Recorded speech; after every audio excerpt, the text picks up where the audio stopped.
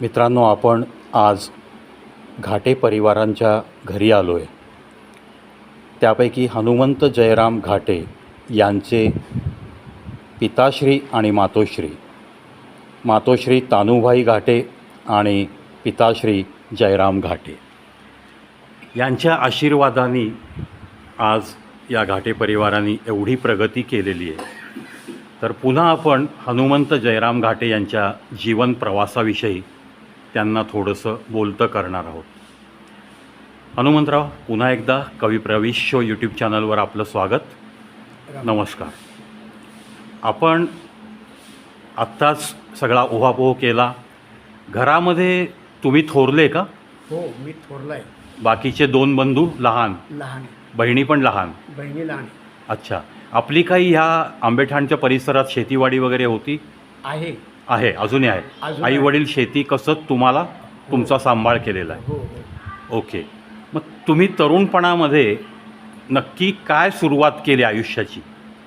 आयुष्याची सुरुवात अशी झाली, म्हणजे अर्थार्जनाच्या बाबतीत विचारतोय मी. तर शेतीवरती प्रपंच हा अवघड जायचा. अवघड, बरोबर. हां. फक्त शेतीवर भागत नव्हतं. शेतीवर भागतच नव्हतं. हां. म्हणून मी ड्रायव्हिंगचा व्यवसाय केला. अच्छा. घरातला एक थोरला मुलगा म्हणून तुम्ही जबाबदारी थोडी पेलायला जबाबदारी सुरुवात घराची केली. माझ्यावरच पडली. हां. वडील थकले, तिथून पुढं ही जबाबदारी तुम्ही माझ्यावर. ड्रायव्हिंगचा जॉब ॲक्सेप्ट केला? हो. अच्छा. आणि जवळजवळ 20-25 वर्ष मी ड्रायव्हिंग केली. कुठे होता?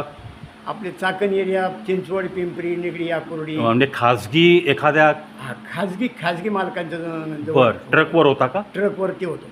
अच्छा. म्हणजे ट्रान्सपोर्टेशनचं तुम्ही ड्रायव्हर होता हा, एखाद्या कंपनी? ट्रान्सपोर्टवर मी ड्रायव्हिंग हां. केली. मग त्याच्यातनं मिळालेल्या पैशात तुमचा चरितार्थ सुरू झाला? चर्यार्थ सुरू झाला. अच्छा. भावांना शिक्षण दिलं, हां. मुलाला शिक्षण दिलं, वा, बहिणींची लग्न केली. क्या बात. त्या ड्रायव्हिंगवरच थोडं पुढं हां, पुढं हां, करता हां. करता बरोबर. भाऊ बी करायला आले.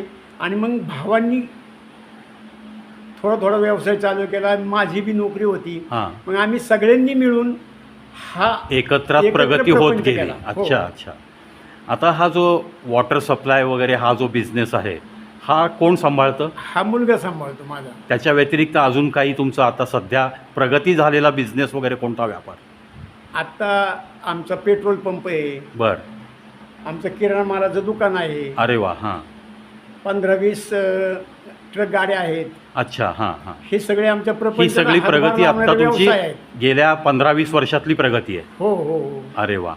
मग हे जे तुम्ही वाईट दिवस पाहिले सुरुवातीला, हा, आणि त्यावेळेससुद्धा तुमच्या आईवडिलांनी तुमचा प्रामाणिकपणा हा जो संस्कार केला, त्याचंच हे फळ आहे. जबरदस्त. समाजाला तुम्ही नक्की काय संदेश देऊ शकता? गरिबीतून सुद्धा मोठं होता येतं. येस. आणि कुणाचंही मन न दुखावता, कुणाचे 5 रुपये न बुडवता कष्टाने माणूस इथपर्यंत प्रगती करू शकतो. हे आमचं जिवंत उदाहरण आहे. अगदी बरोबर, अगदी बरोबर.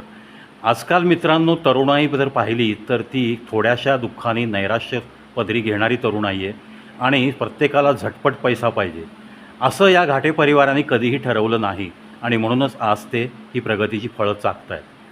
आता हे विठ्ठलाची भक्ती तुमच्या वडिलांपासून पण होती, आजोबांपासून पण होती. तुम्ही पण म्हणताय की महिन्याला तुम्ही पांडुरंगाच्या दर्शनाला जाता. हो, 20 वर्ष झाली, वारी चुकली नाही. तर असं काही तुम्हाला पांडुरंगाचा दृष्टांत झाला किंवा काही संकेत मिळतो अशा भक्तांना, असं काही तुम्हाला काही आठवते का एखादी गोष्ट?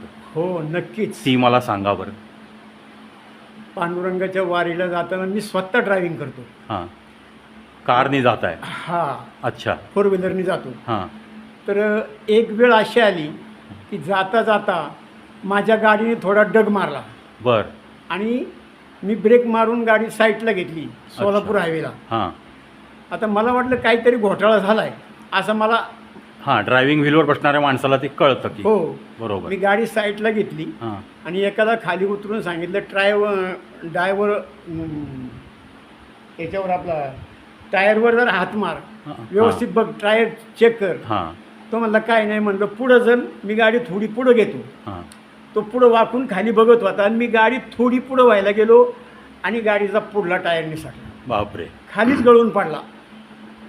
तो जर स्पीडला होतोय तर तुमची कार पलटी झाली असती, काय झालं असतं माहीत नाही. माहीत नाही. 100च्या स्पीडने होता तुम्ही? हा 100-110च्या स्पीडने होतो. बापरे. आणि 5च मिनिटात पोलिसांची व्हॅन तिथं आली. हां. पोलिसांनी ते पाहिलं. ते म्हणले तुम्ही खास पांडुरंगाच्याकडे निघाला होता भेटायला म्हणून तुम्ही जगलात, नाहीतर शक्यच नाही म्हणले. ज्याचा पुढला टायर निसटतो त्याच्या गाडीची काय अवस्था होती अगदी हे बरोबर. आम्ही रोज डोळ्याने अनुभवतोय. खरोखर तुम्हाला पांडुरंगाने वाचवलं असं पोलीस लोकांनी आम्हाला सांगितलं. नाही, अगदी बरोबर आहे तो. आणि ही त्यांचीच आध्यात्मिकरित्या कृपा. विचार जर केला तर 100-110च्या स्पीडमध्ये तुमच्या जे काय तुम्ही म्हणला गाडीने जरा झटका दिला, तो झटका म्हणजेच तो संकेत आहे की बाबा बेटा रुक जा, हा. तुम्हाला इथं थांबायचं आहे आणि तू तुझ्या गाडीची काय असेल ती बघ. म्हणजे हा संकेत तुम्हाला त्या पांडुरंगाने दिला. नक्कीच. हे नक्की हाच अर्थ आहे या बाबतीत. नक्कीच नक्कीच. मित्रांनो, आध्यात्मिक जीवन जगताना असे अनुभव येतात. कोणताही देव तुमच्यासमोर उभं राहून, मारुती असं म्हणत नाही की मी हनुमंत आहे, पांडुरंग असं म्हणत नाही की मी पांडुरंग आहे. काही संत लोकांना त्यांनी त्या रूपात दर्शन दिलं, तो भाग आलाहीदा. पण तुम्ही, आम्ही, घाटेसाहेब ही सगळी सामान्य जनतेतनं आपण जातो, सामान्य माणसामध्ये आपण मोजले जातो. तर हा अनुभव घाटेसाहेब, मला तर नक्कीच अंगावर काटे आले हे ऐकताना. तुमची ही पांडुरंगाची निस्सीम भक्ती आणि म्हणूनच तुम्हाला हे आयुष्य लाभलेलं आहे त्या क्षणानंतर, असंच मी मानतो. तर तुमची ही भक्ती अशीच चालू राहावी. तुम्ही जे काही करताय आध्यात्मिक, तुमच्या जीवनाला एक स्पर्श झालेला आहे आणि त्याच रस्त्याने तुम्ही जाताय. तर ह्या प्रगतीच्या मागं हा सगळा रस्ता हा पांडुरंग आहे, असंच तुम्हाला या समाजाला सांगायचं आहे. नक्कीच नक्कीच. हे जे काही आमचं वैभव जे उभं राहिलं हां. हे सगळं पांडुरंगाचा प्रसादच आहे असं मी स्वतः मानतो. ओके. सध्या मग तुमचा मुलगा याच व्यापारात आहे, हो हो स्वतःची ट्रान्सपोर्ट कंपनी तुम्ही काढली आहे, हो प्लस वॉटर सप्लायचा बिझनेस आहे. हो या आंबेठाण गावात जेव्हा अजून प्रगतीची दारं एवढी उघडली नव्हती, म्हणजे आज जेवढी वस्ती दिसतीये, हो. आज जेवढ्या अपार्टमेंटच्या इमारती दिसत आहेत, हो तेव्हापासून तुमची दुकानं वगैरे इथं आहेत. हो हो म्हणजेच इथं जी काही प्रगती झाली त्याचे तुम्ही ज्वलंत साक्षीदार आहात साक्षीदार आहोत. आणि तिथूनच तुमची पण प्रगतीची वाटचाल सुरू झाली. हो आज तुम्ही आल्यावर बी पाहिलं की मी दुकानातच होतो. हो हो हो हो. मी पाहिलं, आपली दुकानातच भेट घेतली आधी. हा मी ह्या वयात पण अजून 15-16 तास काम करतोय, म्हणजे हे कष्टाचं फळ आहे. हां.